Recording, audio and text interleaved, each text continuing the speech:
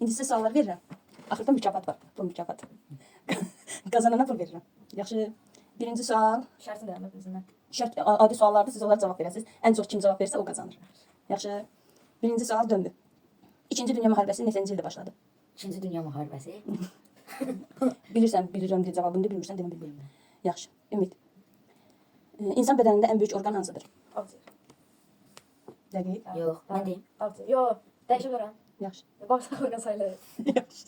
Hə, de. Nə bağırsaq? Yaxşı. Ruslan. İtin neçə ayağı var? 4. Hə, düzdür. Düzdür. Döndür. Fərqi var mı?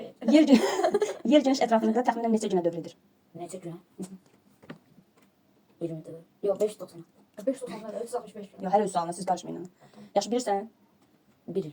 Da cavab mən demişəm, sayın. Yaxşı. Amma Ümid. bilirdim. Ümid. Fotosintez prosesi əsasında bitkinin hansı hissəsi baş verir? Hansı hissəsində baş verir? Kökündə. Fotosintez. Yo, yarpaqlarında. Hə.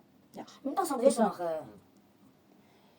İnsan bədən İnsan bədənində neçə göz var? Yox, sırayla gələn suallar verirəm. Yox. Döndür. İşığın sürəti təxminən neçə yaxşı bunu vermirəm. Dünyanın ən böyük okeanı hansıdır? Hind ya da Sakit okean. Birini də. Sakit okean. Yaxşı, Ümid. 2 düzgün. İsaac Newton hansı məşhur qanunu kəşf edib? Newton qüvvəsi. Newton qanunu. Bu da ünlü adamasa Yaxşı, yaxşı da sırayla gedirik.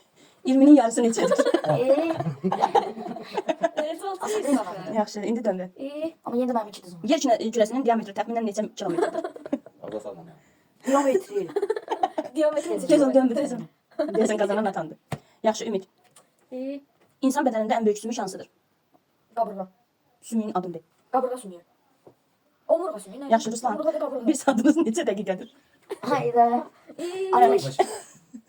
Döndür. Cavabçılıq edirsən. Son 2 sualımız qaldı. Hər sual. Yox. Bitkilərdə suyu kökdən yarpaqlara aparan toxuma necə adlanır? Onu bilmirik ki. Bilmirəm. Yaxşı. Ümid. İnsan ürəyi dəqiqədə orta hesabla neçə dəfə döyünür? 80. Dəqiqədə. Tam dəqiq cavab yoxsa Dəqiq neçə cavab lazım? lazım. Dəqiqədə 80. təxminən 80-90 dəfə. 80 dəfə. 70. 120 dəfə, 100 dəfə. Bir ildə neçə ay var? 12. 5 ay var, 5 ay. Sonuncu sualımız. Döndür, sən sıfırsan, Mən 2 am. İndi atan qazanır.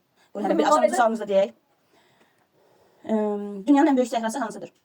Düzdür. Sahara. Sarı Düzdür. 3 dənə. Atımla bərabər. Atanla beraber atan başqa yana bütün suallar düzdür. Atım 4. Ümid. İşığın sürəti yox, bu yox.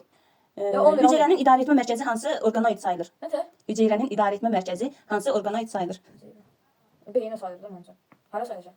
Mədə sayılmış o, beyinə Yaxşı. sayılacaq. Atam. Azərbaycan bayrağında neçə rəng var? Yox, 4 dənədir, 4 dənədir. 4 dənədir. 4 dənədir. Onlar həm sarı olur, həm də əmə olur. Sən qazandın. Atan qazandı. İyi, nasıl deyirsən?